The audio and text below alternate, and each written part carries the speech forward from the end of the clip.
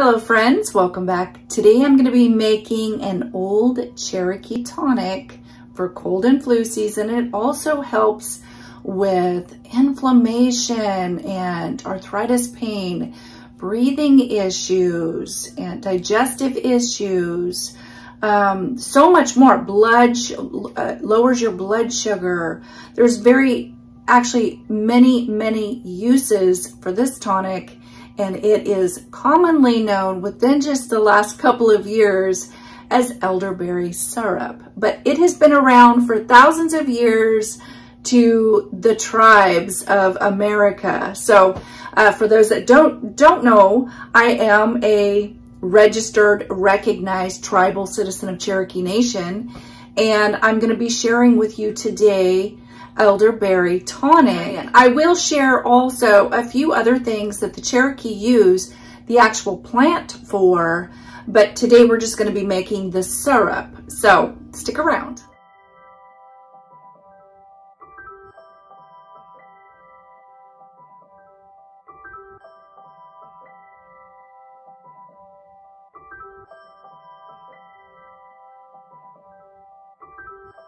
I've had my elderberries frozen every time I go out to my garden because I do grow my own. When they're ripe and you want to make sure that they are black, then you can pick the stem, cut the stem off and put it in a sandwich bag or something and put it in the freezer because the berries are actually very delicate and it's easier to remove them from the stem when they're frozen. You can buy freeze-dried elderberry, and that's just fine. Because I grow my own, I'm just going to remove the stems, and it's almost easier to remove the stems in the bag because the berries will fall off very easy, and you really don't want any of the stem in there. And then you can see it's just a little easier to dump them in. They do grow in the wild. You can go find them in the wild. Make sure that you're getting the right plant because there are lookalikes. So that's why it's kind of best to grow your own, or you can order them freeze-dried online. And they're just as good freeze-dried. So mine are fresh, and I've gathered a cup, about a cup and a half, and you can see they're nice and fresh. I'm going to go ahead and add them to my pot. To this, I'm going to add water.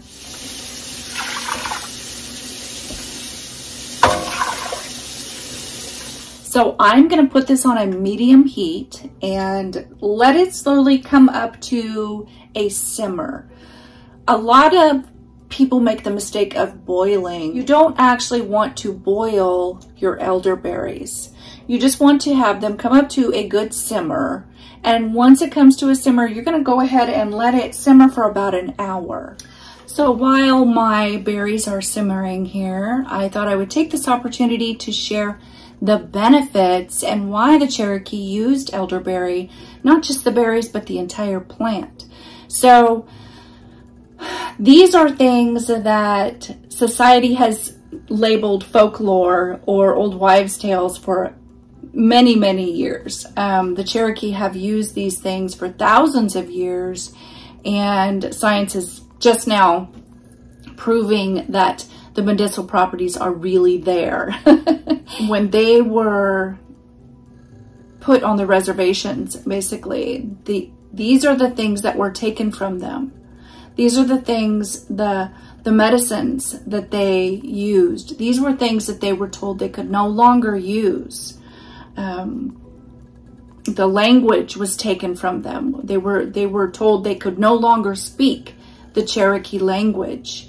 And it's just now getting to where they have classes and they're teaching the old ways and they're teaching the language to the young and telling the stories and reminding the citizens of Cherokee Nation what it is to be Cherokee. So going over some of these medicinal properties, the berries themselves, the tonic from the berries is, it's not just an immune booster, it is an immune modulator. So it actually helps your body fight off, before it even has a chance, the cold and flu viruses out there. So it also really greatly reduces inflammation and swelling.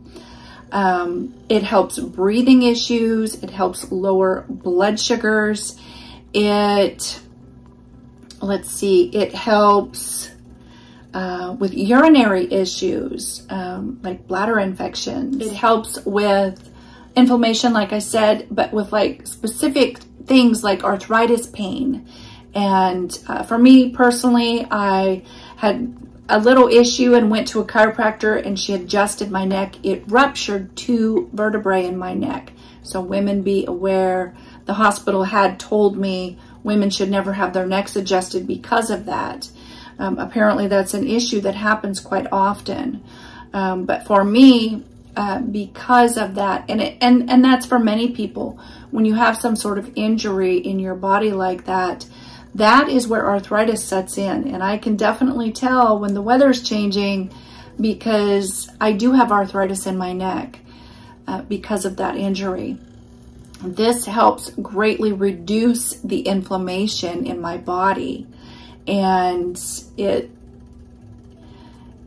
helps keep you strong. A lot like fire cider, but this is just a little bit different. This is very high in vitamins A, B, and C, very high in flavonoids and calcium and even iron. And the Cherokee would use it for multiple different things, not just the tonic. Actually, when they would make the tonic and strain off the berries, they would use those crushed berries for breads and jams and relishes and chutneys and different foods. But they would also use the roots. The roots they would use to make salves and teas for stimulating the immune system, stimulating the circulation system in your body. And also the leaves they would use to make like compress packs for helping with bee stings or bug bites or inflammation or arthritic pain. And I've even heard of helping with things like poison ivy and those type of things. I'm not 100% sure if that's true, but I've heard that. And they would use the bark as an expectorant, kind of like ipecac. It would induce vomiting if you're having stomach issues. And yeah, so on that note, it is never, ever, ever safe to eat elderberries raw. You do not want to eat them raw. They do have a small amount of cyanide in them, so you don't want to eat them raw. When they are cooked down, there is no trace of cyanide and they're perfectly healthy. Yep, I'm just gonna go ahead and wait for my berries to simmer and we'll move along with the recipe. Okay, my berries have been simmering for about 20 minutes, 25 minutes, and I'm gonna go ahead and add, so the Cherokee recipe, if you wanna follow exactly the Cherokee recipe, then you would add some echinacea, and for this amount I would add maybe about 1/4 of a cup of powdered echinacea and maybe about a teaspoon of fresh ginger. And that's it. And then the rest of the recipe. But as far as spices, that's what I would add. That's what the Cherokee added. So I'm gonna go ahead and add, let's see, maybe 1, 2, 3, 4, 5 whole cloves. I'm gonna add a cinnamon stick. So you add the spices that you like. If you don't like these type of spices, don't add them. But I really feel like that these are just really good flavors because they're more fall flavors. And in the fall is when you're probably going to be struggling with maybe fighting off colder flus. So I'm going to use some fresh ginger here. And I'm not going to add a whole lot of ginger. It's mostly the cinnamon and clove that I want. So that should be good. Perfect. Actually, I'm going to add 2 cinnamon sticks. I want a little extra cinnamony. So I'm going to go ahead and let that simmer for probably another half an hour or so and let those flavors really marry together.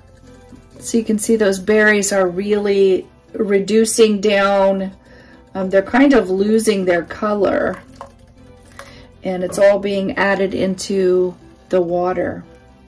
That's what we want. Okay, we are ready to add the final ingredients to our elderberry tonic. Okay, so I've gotten something here. I'm going to use a strainer. Set it on top.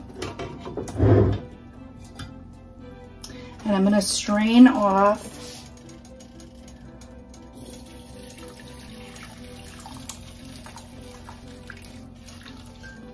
so I'm going to remove my cinnamon sticks,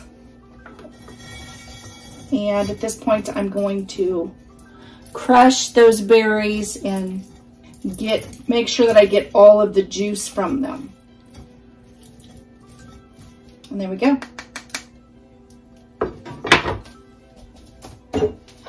So I'm going to add this back to my pan.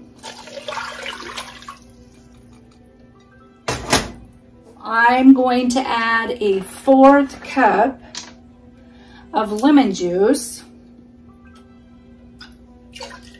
And that's just going to brighten up the flavor a little bit. You do want to use local honey because it has the benefits from your surrounding areas. So make sure and look at the tag because sometimes it says local honey and it's not.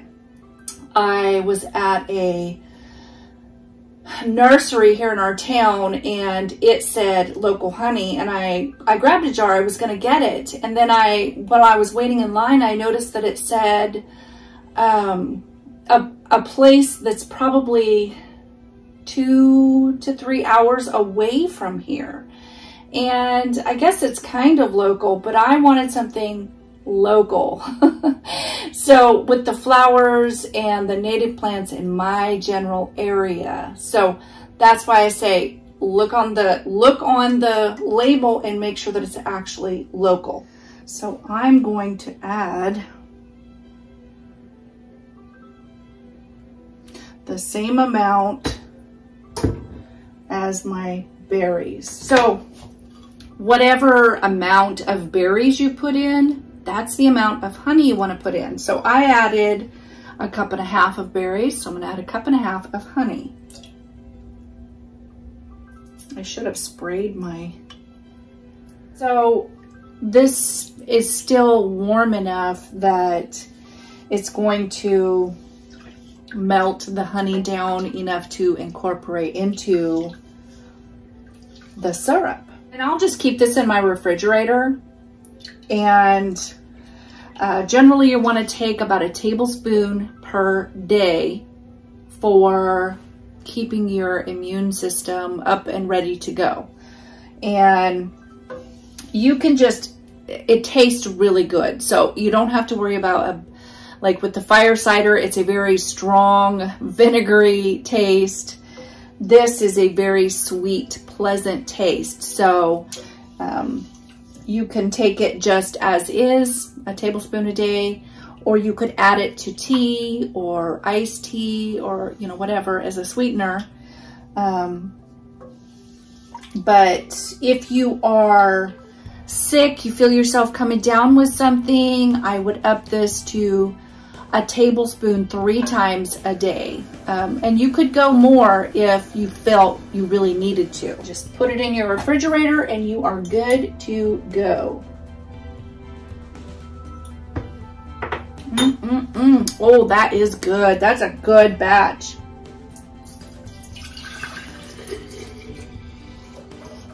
I wish that I could let each one of you taste it. It is really, really, really good. So I hope you enjoyed this video. I hope you're having a great day, and I will talk to you next time. Bye-bye for now.